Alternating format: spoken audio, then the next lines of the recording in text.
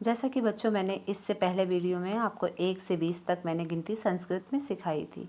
आज मैं आप लोगों के लिए लेके आई हूँ 21 से लेके 100 तक गिनती हम किस तरीके से संस्कृत में लिख सकते हैं और उसे हम क्या कहते हैं।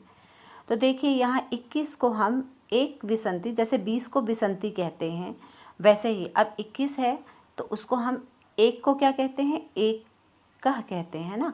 तो यहाँ पे दो बिंदी नहीं रहेगी।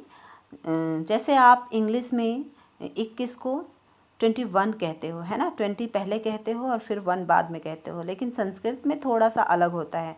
1 पहले होगा और जो 20 को हम विसंति कहते हैं वो बाद में होगा।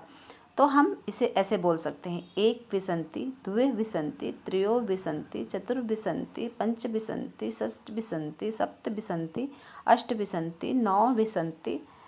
उसके बाद 30 को हम त्रिशत कहते हैं। ऐसे ही अगर आपको 31 32 बोलना है तो एक त्रिशत, दो त्रिशत, चतुर त्रिशत, इस तरीके से करके बोलेंगे। और फिर जब हम 40 को क्या कहते हैं, चत्वारिशता कहते हैं। तो इसी तरीके से हम 1 2 3 को पहले करके और फिर 40 जो लिखा है उसको बाद में करेंगे। 50 को हम पंचाशत कहते हैं, तो इसको हम क्या करेंगे, फिर 1 2 3 पहले लिखेंगे और ये पंचाशत को बाद में।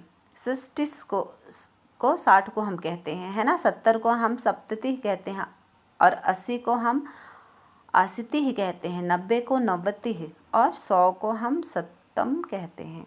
ठीक है। और इन सब के लिए अगर आपको 51 52 करना है या 61 62 या 71 72, तो 1 से लेकर 9 तक की गिनती पहले होगी, उसके बाद इसे हम लगाएंगे। इस तरीके से हमारे 100 तक की गिनती कंप्लीट हो जाएगी। आप जाके इसे स्क्रीनशॉट करके फ़ोटो खींच सकते हो और आप अपनी कॉपी में भी लिख सकते हो, जिससे कि आप लोग अच्छे से याद कर सको।